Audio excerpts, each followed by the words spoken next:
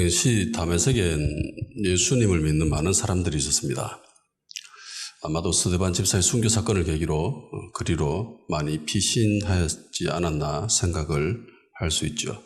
그리고 이곳에는 아나니아라고 하는 예수님을 믿고 있는 경건한 유대인이 있었습니다. 학자들은 그가 다메섹 출신일 것이다 라고 많이 생각을 합니다.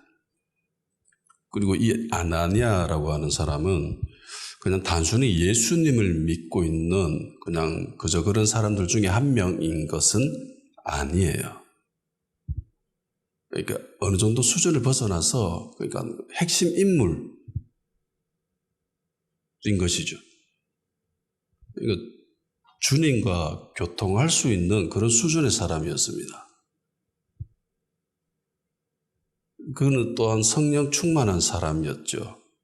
물론 성경에는 아나니아가 성령 충만 받았다라고 기록된 것은 없지만은 충분히 문맥상 알 수밖에 없습니다.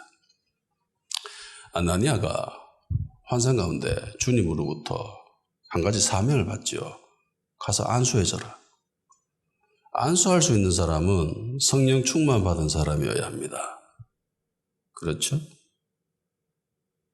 그러니까 이 아나니아가 사울에게 안수하여서 성령 충만 받게 한다라고 하는 것은 이 아나니아가 성령 충만 받은 사람이다라는 것을 우리는 알 수 있습니다. 어떤 사람이 안수를 통해서 성도에게 성령 충만 받게 하려면은 그 안수자는 반드시 성령 충만 받은 사람이어야 합니다.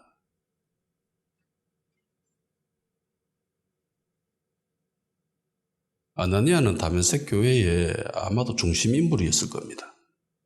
핵심 인물이었을 거예요. 빌립 지사도 사마리아 땅에서 사마리아 사람들에게 안수해서 성령 충만 받게 하는 데까지는 못 가지요. 근데 아나니아는 이 일을 합니다.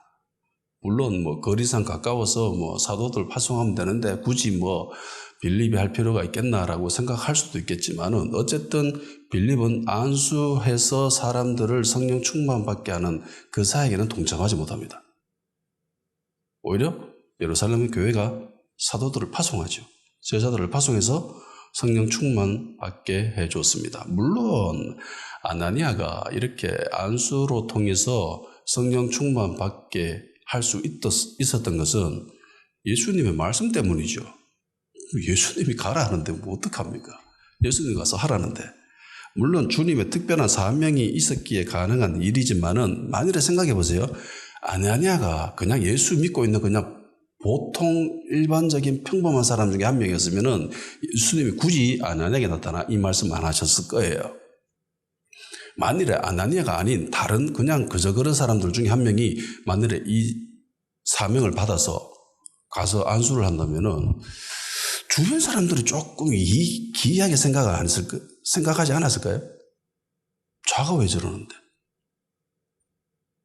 하나님은 질서의 하나님이시기 때문에 아나니아에게 이런 사명을 주셨다는 것은 이 아나니아가 다메섹 교회의 핵심 인물이다.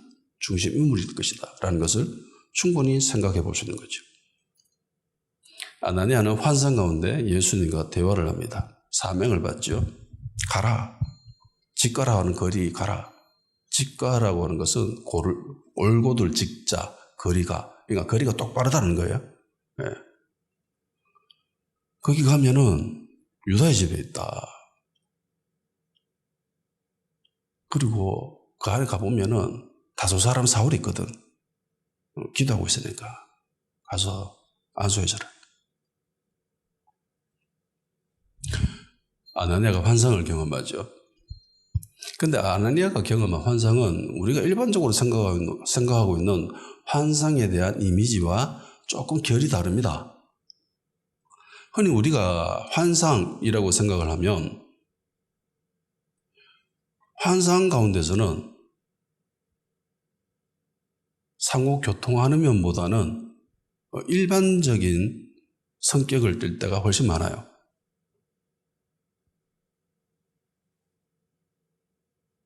그러니까 환상에 빠진 대상자는 하나님의 영광이라는 거대한 힘에 압도되어 가지고 이 육체적으로 정상적인 활동을 잘 하지 못할 때도 많고요. 뭐 쓰러져서 뭐 입신하는 그런 것 있잖아요.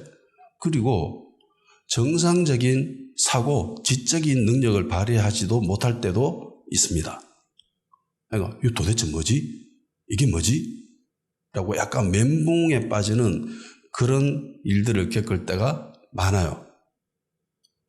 베드로가 변화산에서 경험했던 것들도 이런 거죠.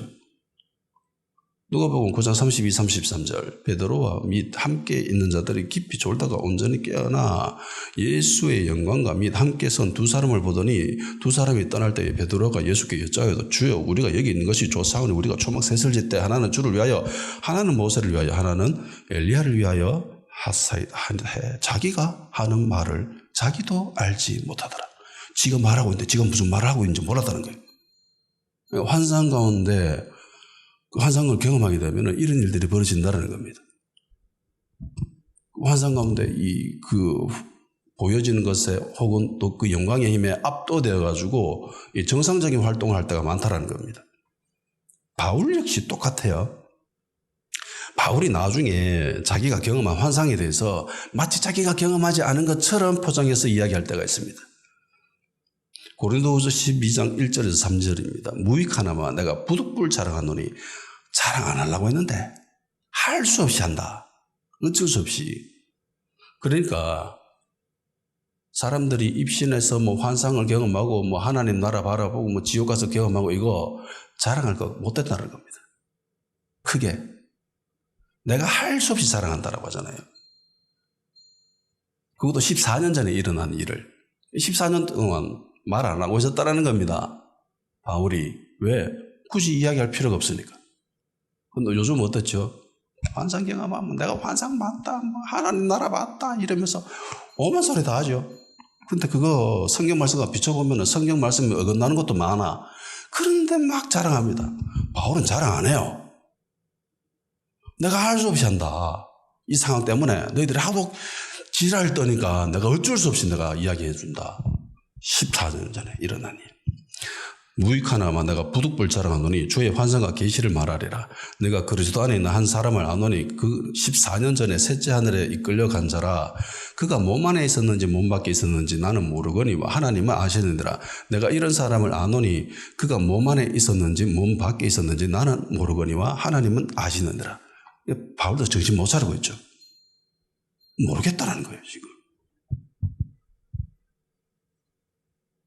그러니까 환상을 경험하면 대부분 이런 상황 가운데 빠질 때가 많습니다. 근데 아나니아가 보세요. 아나니아를. 그런 거와 성격이 좀 다르죠. 마치 살아있는 사람과 대화하는 것처럼 그건 의사소통을 하고 있어요. 회의하고 있는 거예요 지금. 아나니아가 경험하고 있는 이 환상은 일상적인 삶 가운데 일어난 겁니다. 더구나 예수님과 아나니아와의 대화는 매우 자연스럽지요. 베드로는 지가 한 말이 지가 무슨 말을 했는지도 모르고 대화도 안 되고 이러는데 아나니아는 완전한 자기 의식을 가지고 환상 가운데 예수님과 서로 대화를 합니다. 어긋나는 것이 하나도 없어요. 그러니까 아나니아가 경험한 환상은 바울이 경험했던 환상과는 성격이 좀 달라요. 이를 통해서 알 수 있는 것은 환상도 하나가 아니구나. 종류가 여러 가지 있구나 라는 것을 알 수 있게 됩니다. 나중에 시간 되면 이 부분에 대해서 한번 다룰 생각이 있겠습니다만은 어쨌든 아나니아가 환상 가운데에 예수님의 말씀을 듣고 매우 놀랍니다. 당시 다소의 사울이라고 하는 사람, 그러니까 사울이라고 하는 이름은 너무 많거든요. 그러니까 출신을 이야기를 하거나 혹은 그 아버지 이름을 이야기하고 그 누구 아들을 바울 이런 식으로 이야기를 해줘야 사람들이 이해를 할 수 있어요.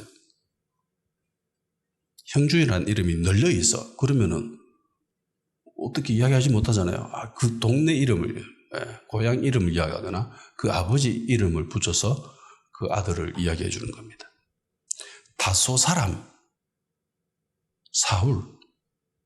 이 사람은 당시 예수 믿는 사람들에게 있어서 가장 무서운 사람이었습니다.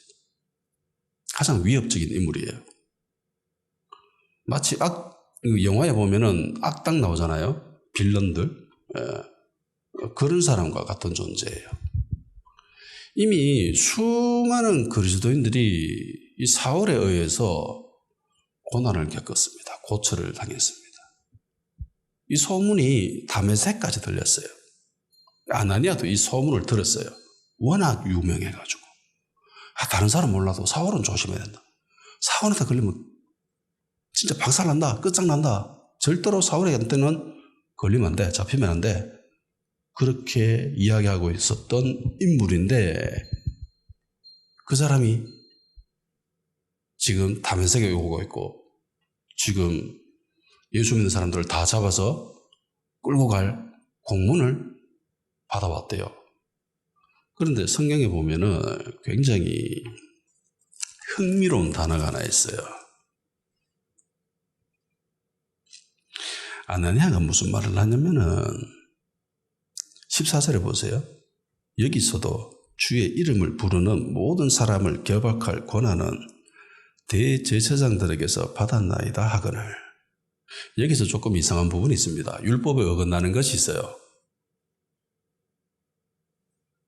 그게 뭘까요? 구약시대라면 상상도 할 수 없는 일이 이 단에 나옵니다. 그게 뭐냐면은 대제사장들입니다. 대제사장이 한 명이 아니라는 거죠. 대제사장은 한 명입니까? 두 명입니까? 한 명이에요. 세습이죠. 아버지가 죽으면 그 아들이 대제사장이 됩니다. 그렇죠? 근데 여기는 대제사장들입니다. 그러니까 얼마나 종교적으로 타락하고 부패했는가를 보여주고 있는 거죠. 당시 대제사장은 돈 주고 막 사고 팔고 이랬습니다. 두 가문이 거의 지우고 있다시피 너무 총통한데 황제한테 돈 주고 내가 살래요. 돈 많이 주면 그래 니 해라. 이 정도로 타락한 시대였습니다.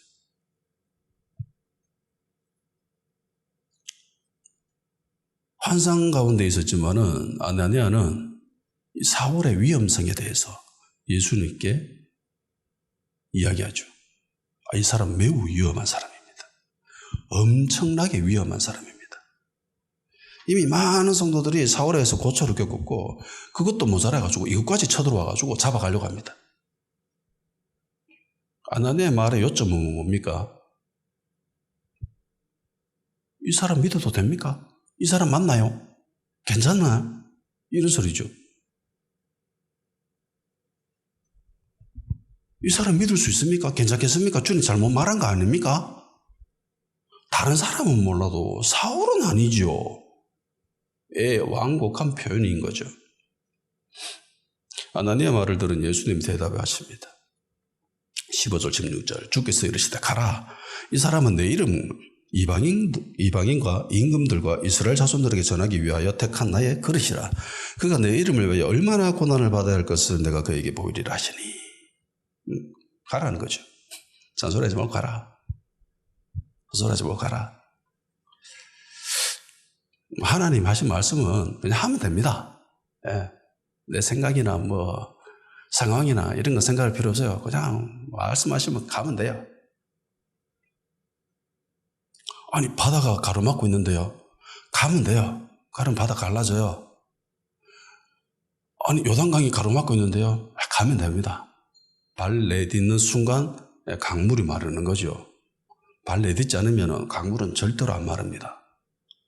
믿음으로 내 발을 내딛어야 그래야 강물이 멈춰요. 그게 하나님의 섭리거든요. 가야 기적을 경험할 수 있는 겁니다. 내 이름을 이방인과 임금들과 이스라엘 자손들에게 전하기 위하여 택한 나의 그릇이다. 그가 내 이름을 말미암아 고난을 받을 것이다. 가라는 거죠. 그리고 예수님 말을 들은 아나니아는 더 이상 군말 없이 갑니다. 사울을 찾아가죠. 예수님이 말씀하신 핵심이 이거죠. 내 그릇이다. 내 그릇이다. 여러분은 주님으로부터 택한 그릇이 되고 싶습니까? 저는 그런 소망이 있어요. 적지 않은 성도들이 주님께 한번 쓰임받기를 원하고 주님께 택함받은 그릇이 되기를 소망하는 사람들이 있습니다. 이를 위해서 기도도 하고 찬양도 하죠. 고백하기도 합니다. 그리스도인이라고 하면 한 번쯤은 이런 소망을 가졌을 겁니다. 그리고 앞으로도 가질 수 있을 기회가 있겠지요. 만일에 그리스도인인데 한 번도 이런 소망이 없었더라면, 이런 생각도 없었더라면 진지하게 한번 생각해 봐야 됩니다. 내가 과연 주님을 사랑하는가? 내가 정말로 주님을 사랑하고 있는가? 상황 때문에 어쩔 수 없이 그 길을 가는 것을 포기하는 사람들도 있지요. 그런데 그 길을 가는 것에 대해서 일말의 생각조차 없다라고 하는 것은 그건 다른 이야기입니다.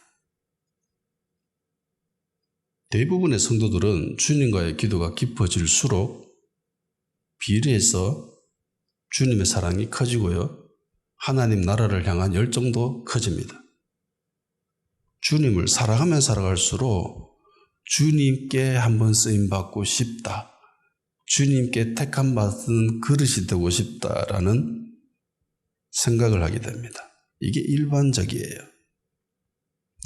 보통 교회 생활하는 평범한 성도라면은 젊었을 때, 청년부 때나 학생부 때나 이때 수련회나 혹은 집회를 통해서 한 번쯤은 이런 소망을 가집니다. 이런 생각을 해요. 그걸 실천하고 못하고는 다른 이야기입니다. 그러다가 시간이 흐르고 일상적인 삶의 무게에 눌려가지고 주님을 향한 소망이나 열정이나 그런 것들은 기억의 어떤 저편에 그냥 묻어두고 그냥 그렇게 살아가죠. 예. 그런 사람이 있는 한편 또 다른 쪽에서는 주님을 향한 이런 헌신의 모습, 이런 것에는 전혀 관심이 없는 사람들도 분명히 존재합니다. 이 그룹에 속한 사람들은요, 주님을 위한 삶, 주님의 나라를 위한 인생, 이런 문장은 자기와는 전혀 상관이 없다고 생각합니다. 그거는 특별한 사람들, 교회 다니는 특별한 사람들, 내 같은 사람들은 그런 거 생각도 안 하는 그런 사람들도 있습니다. 그들은 관심이 있지요. 예수님을 믿음으로 말미암아 나에게 어떤 유익이 있을까? 여기에만 관심이 있습니다. 안타깝게도 교회 다니는 대부분의 사람들이 이 그룹에 속한 사람들입니다. 제가 봤을 때, 제가 경험한 바로. 이들에게 있어서 주님께 택함받은 그릇이라는 주제는 별로 환영받지 못해요. 내가 아닌 어떤 특별한 사람들, 그런 사람들의 것이지 나는 아니다. 생각조차 안 하는 사람들을 이야기합니다. 이들에게 있어서 주님께 택함받은 사람, 그릇이라고 하는 것은 자기와는 전혀 상관이 없죠. 아예 생각도 안 합니다. 그래서 자의적으로 그 길을 갈 생각은 전혀 없지요. 하나님의 특별한 섭리, 역사심이 있지 않는 한 그는 자기 인생을 자기 생각대로 살아갑니다. 예수님을 통해서 유익만 얻을 것을 생각을 하지 전혀 관심이 없죠. 제가 지금부터 이야기하고 있는 것은 후자에 속한 그룹을 대상으로 하는 것이 아닙니다. 어찌 보면은요, 후자에 속한 사람들은요, 예수님의 제자라기보다는 예수님을 따라다녔던 무리에 더 가깝습니다. 당시 예수님을 따라다녔던 사람들이 있었죠. 두 그룹이 있었습니다. 제자들과 무리들. 제자들의 관심은 주님 그 자체에 있었죠. 근데 무리들은 어디에 관심이 있었죠? 예수님의 손에 들린 빵, 고기, 치유. 그러니까 예수님을 따라다님으로써 말미암아 얻는 유익을, 그게 좋기 때문에 따라다니는 사람들이었습니다. 그게 무리들이었어요. 근데 제자들은 아니죠. 예, 제자들은 아닙니다. 제자들은 굳이 유익이 없어도 그냥 따라다니는 사람들이었습니다.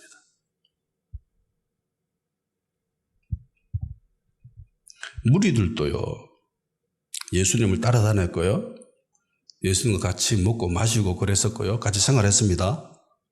예수님의 말씀을 가르침도 받고, 그렇게 했어요. 근데 결정적일 때는 다 주님을 떠나죠. 물론 제자들도 떠났지만 회개해서 다시 돌아오잖아요. 어찌 보면 이런 사람들은 누가복음 13장에 나오는 자들의 모습과도 비슷합니다. 그들은 좁은 문을 가려고 하지 않죠. 예. 행악하는 자들이었습니다. 23절에서 27절까지 이 말씀이 있습니다. 어떤 사람이 여짜오되 주여 구원을 받을 자가 적으니까 그들에게 이르시되 좁은 문으로 들어가기를 힘쓰라. 내가 너희에게 이르노니 들어가기를 구하여도 못하는 자가 많으니라. 집주인이 일어나 문을 한번 닫은 후에 너희가 밖에서 서서 두드리며 주여 열어주소서 하면 그가 대답하여 이르되 나는 너희가 어디에서 온 자인지 알지 못하노라 하리니 그때에 너희가 말하되 우리는 주 앞에서 먹고 마셨으며 주는 또한 우리와 길거리에서 가르치셨나이다 하나 제가 저희에게 말하여 이르되 나는 너희가 어디에서 왔는지 알지 못하노라. 행악하는 모든 자들아 나를 떠나가라 하니라.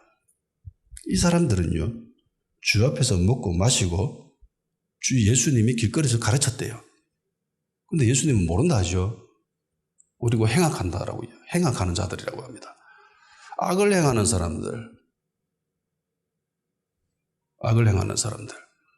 주님의 뜻을 따라 움직이는 것이 아니라 자기의 생각대로 살아가는 사람들, 행악하는 사람들의 특징이죠. 하와가 왜 죄를 지었죠? 주님의 뜻입니까? 아니죠. 자기 생각이죠. 그러니까 죄는 대부분 거의죠. 자기 뜻, 자기 생각, 이걸 이뤄내기 위해서 하는 행동이 죄가 되는 겁니다. 그런 경우가 많아요. 주님께 택함받은 그릇이 되기를 기대하는 자들은 주님이 어떻게 말씀하고 계실까요? 아마도 많은 사람들이 생각만 하고 정작 주님의 길을 가지 못하는 결정적인 이유가 될 수 있는 것도 바로 이 부분 때문일 것입니다. 주님은 사울이 내 이름을 위하여 택한 내 그릇이다 라고 말씀하시지요. 그리고 사울에게 무엇을 말씀하고 계시지요? 성공요, 형통, 행복, 평안, 안정감, 출세, 경건함, 담대함.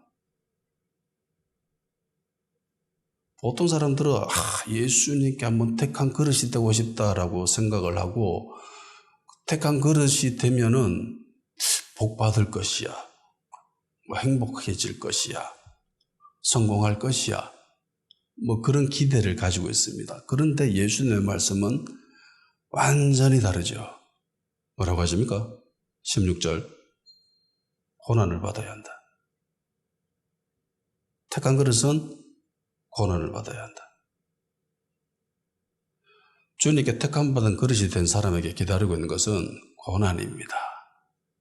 해서 이것 때문에 생각만 하고 묵고하는 사람들도 많아요. 그 사람이 잘못됐다는 소리는 아닙니다. 그럴 수도 있죠. 사울은 환상 가운데 자신의 모습을 보게 되죠. 아나니아라고 하는 사람이 와가지고 자기에게 안수해서 자기가 눈 뜨는 모습 보게 되고 또 고난 당하는 것을 보게 됩니다. 예수 그리스도의 이름 때문에 고난 당하는 자신의 모습을 보게 돼요. 예수님을 믿으면 성령으로 충만해지면 주님께 택한 그릇이 되면은 사람들이 어떤 기대를 합니다. 적지 않는 사람들이 이렇게 생각합니다. 택함 받았다는 것은 주님으로부터 특별히 사랑을 입었다는 것이고 은혜를 받았다는 것이고, 그러니까 이런 사람은 하나님께로부터 엄청난 축복을 누리고 출세하고 성공하고 사람들로부터 인정받고 교회로부터도 인정받고 높아지고 형통하게 되고 명예롭게 될 것이다. 마치 왕처럼 다윗왕처럼 될 것이다 라는 기대를 합니다. 그런데 성경 그렇게 말하고 있지 않아요. 안타깝게도. 그건 우리의 생각일 뿐이지. 주님께 택함받은 그릇은 고난이 기다리고 있습니다. 그래도 택함받은 그릇이 되고 싶습니까? 쉽지 않죠. 예전에 초등부에서 설교하면서 아이들한테 질문을 했습니다.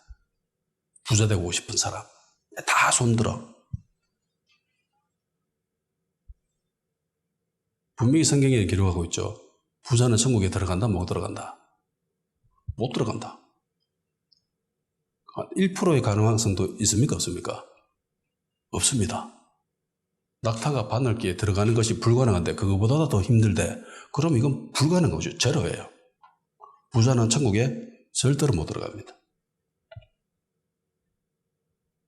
부자는 천국에 못 들어간다고 하니까 그래도 부자가 되고 싶니라고 하니까 쭈뼛쭈뼛 하는 거예요. 근데 하나님께 사로잡힌 부자는 되죠. 그 돈을 자기를 위해서 쓰는 사람이 아니잖아요. 그 돈을 하나님을 위해서 사용하는 사람입니다. 그러니까 그런 부자는 가능하다라는 거예요. 택함받은 그릇도 마찬가지입니다. 택함받은 그릇이 되고 싶습니까? 고난이 있다 하더라도 택함받은 그릇이 되고 싶어요? 진짜 주님께로부터 택함받은 그릇이라는 것은 진짜 특별한 은혜를 받은 사람이에요. 특별한 사랑을 누리는 사람입니다.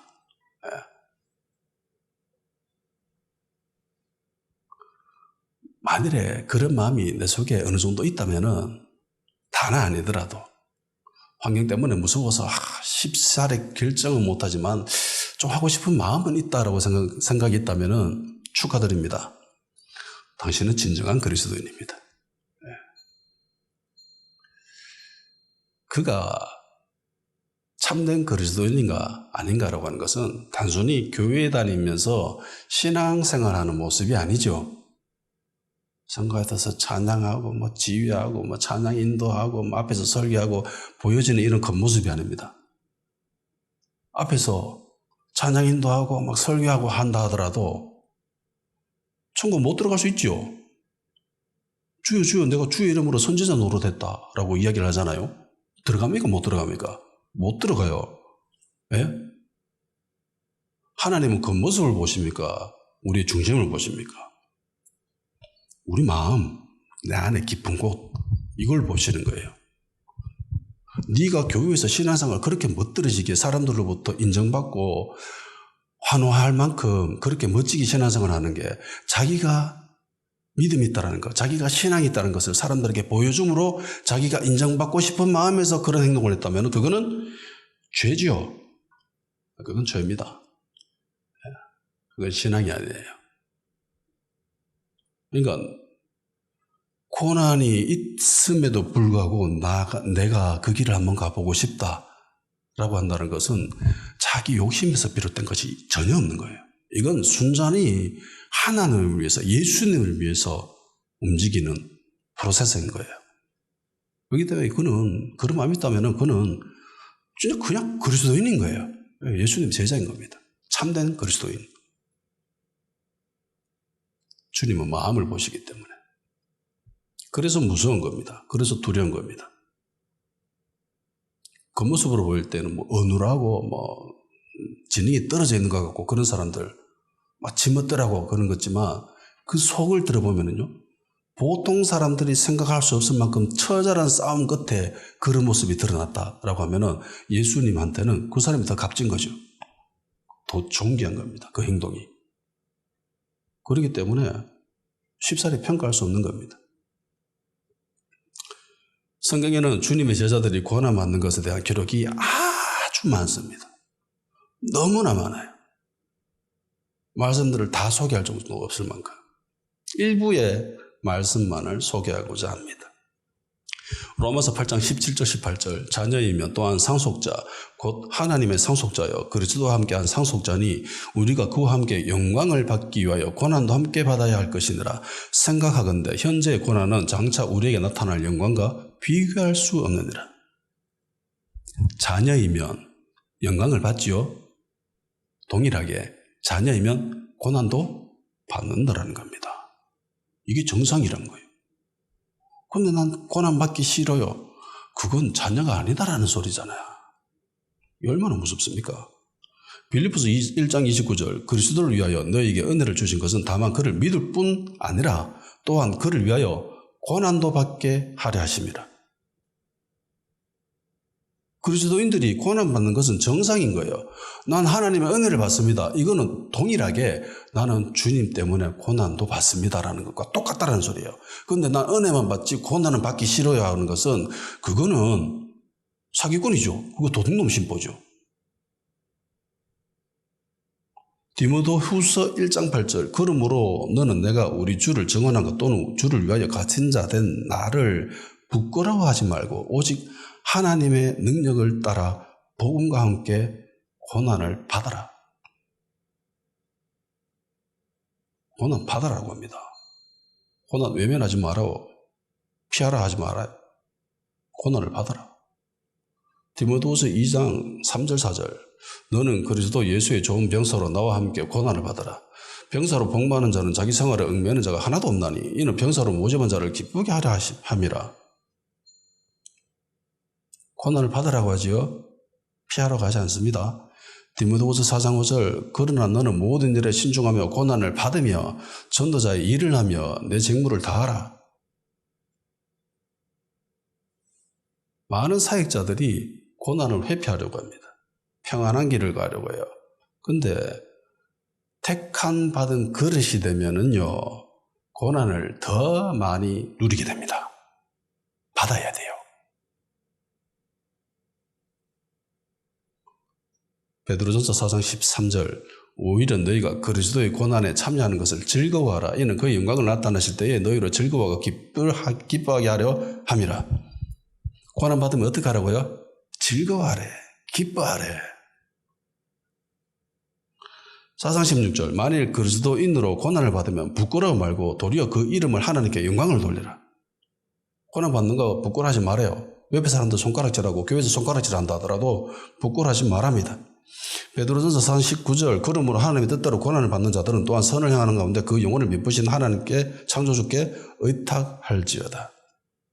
계시록 2장 10절 너는 장차 받을 고난을 두려워하지 말라. 볼지어다 마귀가 장차 너희 가운데서 몇 사람을 옥에 던져 시험을 받게 하리니 너희가 11일 동안 환난을 받으니라. 네가 죽도록 충성하라. 그리하면 내가 생명의 관을 내게 주리라. 고난 좋아하는 사람 없죠? 없습니다. 대부분 자연적인 사람들이라면 자기가 해를 당하는 거 그거 싫어합니다. 해를 당하는데 자기가 피해를 입는데 그걸 즐기는 사람 없죠. 있다면 그거는 정신병자고. 정상적인 사람이라면 고난을 좋아하지 않습니다. 그래서 피하고 싶어요. 도망치고 싶죠.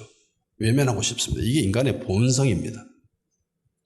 그런데 성경은 성도들을 향해서 이렇게 말하고 있죠. 고난 받아라. 고난을 받아라. 고난을 받으며 고난에 참여하며 고난에 동참하며 고난을 피해야 된다고 이야기하지 않습니다.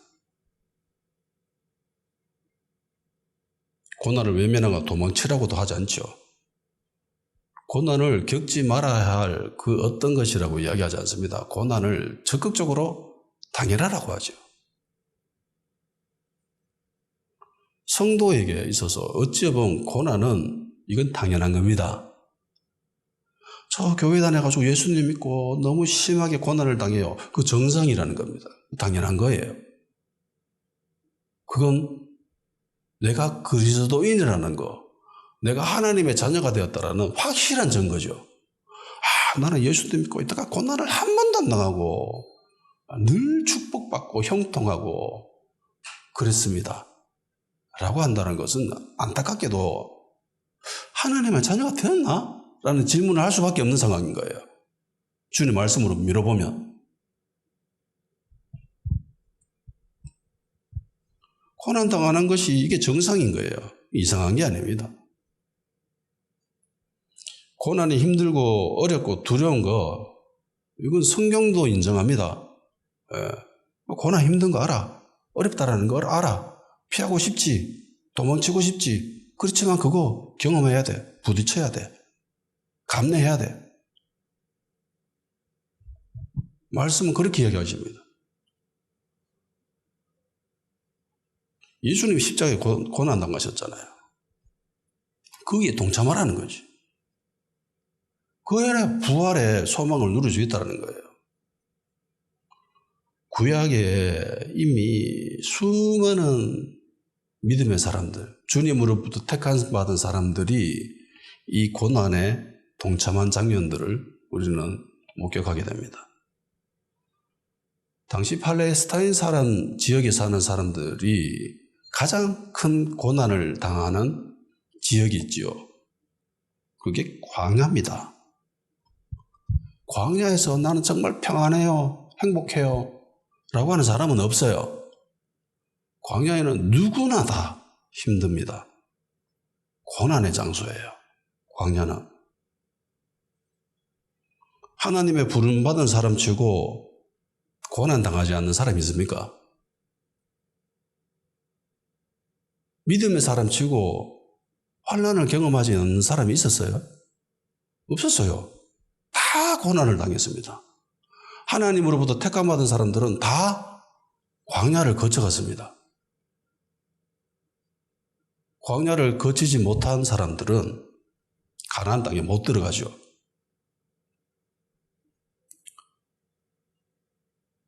광야에서 다 엎드려진 사람들은 믿음의 사람들이 아니었습니다. 하나님의 부름받은 사람 치고 고난당하지 않는 사람은 없었습니다. 믿음의 사람 치고 광야를 경험하지 않는 사람은 없었습니다. 아브라함, 야곱, 요셉, 모세, 다윗, 모든 사람들이 광야를 경험했고요. 고난을 당한 사람들이었습니다. 요셉은 봐요. 억울하잖아요. 요셉은 진짜 그야말로 억울한 사람의 대명사입니다. 자기가 한 일도 아닌데, 근데 감옥에 갇혀 있잖아요. 불평합니까? 원망합니까? 이게 잘못됐다고 이야기합니까? 피합니까? 아니죠. 맞닥뜨립니다.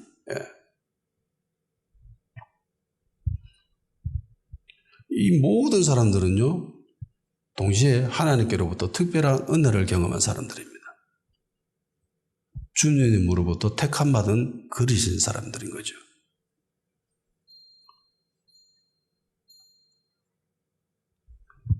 택함받은 그릇이 그렇다고 무조건 광야에서만 살아야 되고 고난만 당하는 것은 아닙니다. 잠깐 거쳐가는 과정이죠. 광야에서 늘 사는 게 아니죠. 우리의 목적지는 적과 꿀이르는 가나안 땅입니다. 그런데 광야는 반드시 거쳐야 한다. 그러면 고난당하는 것에 유익이 없을까? 그냥 무조건 힘들고 어렵지만 그냥 꼭 참고 천국 바라보면서 그냥 꼭 참고 있어야 되는 것인가? 성도가 받는 고난에는 엄청난 유익이 있습니다. 고난당하는 것이 내게 유익이라 주의 율법을 사모하나이다라고 하는 시편 기자의 말씀처럼 고난당하는 것은 성도들에게 굉장한 큰 유익을 줍니다. 히브리서 5장 8절 9절 그가 아들이면서도 고난을 받으신 고난으로 순종함을 배워서 온전하게 되셨은즉 자기에게 순종하는 모든 자에게도 영원한 구원의 근원이 되시고, 그러니까 고난이 순종을 낳게 하고요, 순종을 배우게 되면 성도로서 온전하게 된답니다. 베드로전서 4장 1절 2절 그리스도께서 이미 육체의 고난을 받으셨으니 너희도 같은 마음으로 값없을 삼으라. 이는 육체의 고난을 받은 자는 죄를 그쳤음이니 그 후로는 다시 사람의 정욕을 따르지 않고 하나님의 뜻을 따라 육체의 남은 때를 살게 하려 함이라. 조금 이해가 되기 될 듯 말 듯하죠. 현대 성경을 읽어드리겠습니다. 그리스도께서는 고난을 받으시고 고통을 겪으셨습니다. 그러니 여러분도 그분과 같은 각오로 언제 어떤 고난이 닥쳐오더라도 견뎌낼 수 있도록 마음의 준비를 해 두십시오. 여러분의 육체가 고난을 받을수록 죄악은 그 힘을 잃어버린다는 사실을 기억하십시오.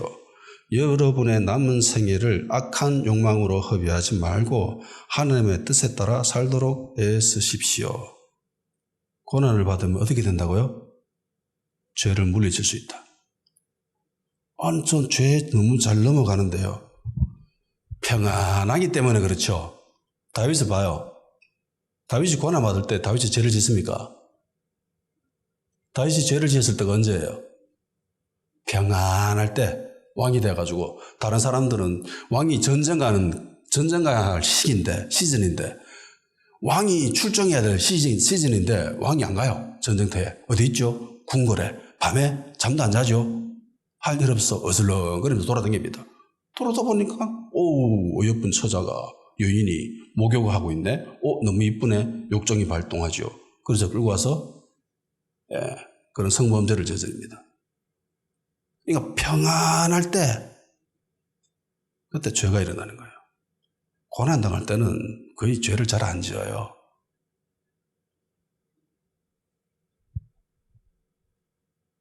고린도서 1장 5절에서 9절까지입니다. 그리스도의 고난이 우리에게 넘친 것 같이 우리가 받는 위로도 그리스도로 말미암아 넘치도다.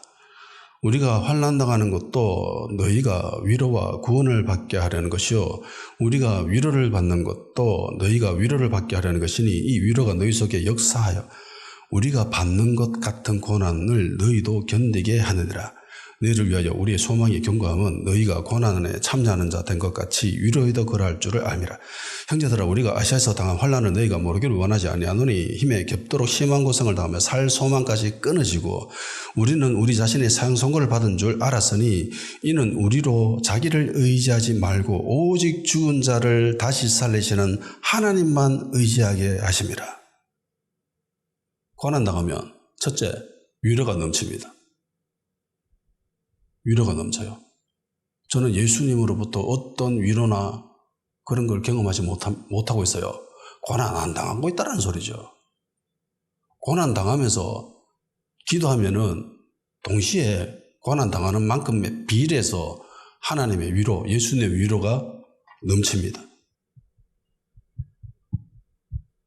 그리스도의 고난이 우리에게 넘친 것 같이 우리가 받는 위로도 그리스도를 말미암아 넘치도다.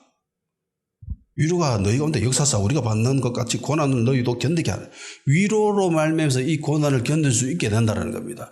결국은 이 고난으로 말미암아서 성도에게 어떤 작용을 하게 되냐면은 하나님만 의지하게, 이게 고난의 순기능이에요. 하나님만 의지하게. 광야를 하나님 왜 보내시죠? 하나님만 의지하게끔 하기 위해서. 광야에서 다른 거 쳐다볼 게 없잖아요. 하나님밖에 없습니다. 고난은 그야말로 힘겹고 고난의 장소예요. 광야는. 고난을 상징합니다. 거기서 하나님 왜 보내십니까? 예수님이 성령 충만 받아가지고 성령에 이끌리어 다른 번역에 보면 광야로 내몰았다고 합니다. 왜 광야에 가셨죠? 고난 받으러. 성령 충만 받은 사람들은 고난을 받는다는 겁니다. 택감 받은 것은 고난을 받는다는 거예요. 믿음의 사람이 고난 당하는 거, 이건 정상인 거예요. 나는 고난 당하기 싫어요. 고난 당하기 싫어요. 이거는 자기의 잘못된 이 사랑, 자기 사랑이 가득 차 있기 때문입니다.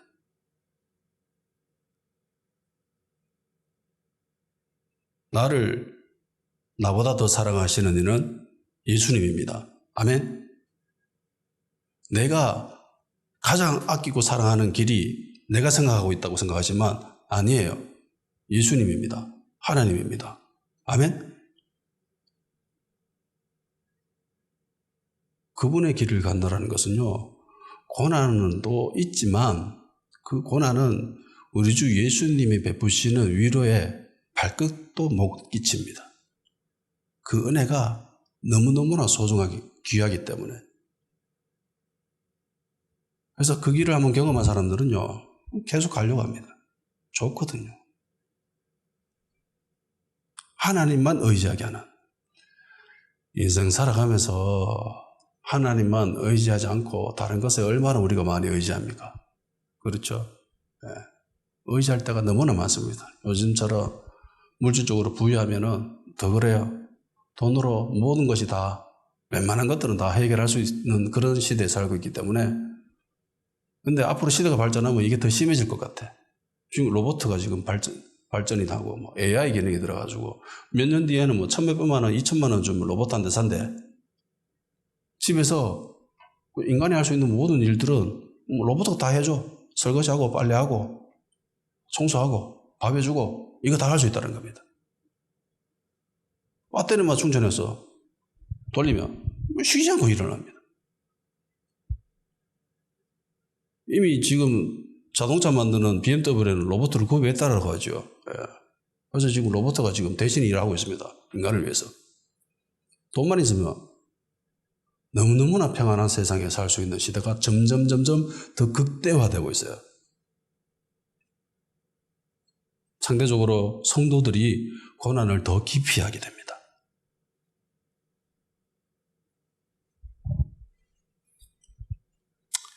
기도하는 시간 가지도록 합시다. 세상 속에서 하루하루 살아가는 우리에게 오셔서 주님을 향한 뜨거운 마음, 열정을 품게 해 주시옵소서. 주님께 택함받은 그릇이 되기를 마음을 허락하여 주시옵소서. 의의 고난을 받으며 그 속에서 기뻐하게 하시고 순종하게 하시고 주님의 위로로 충만케 하시어 오직 하나님만 의지하는 성도 되게 하여 주시옵소서. 다 같이 기도합시다.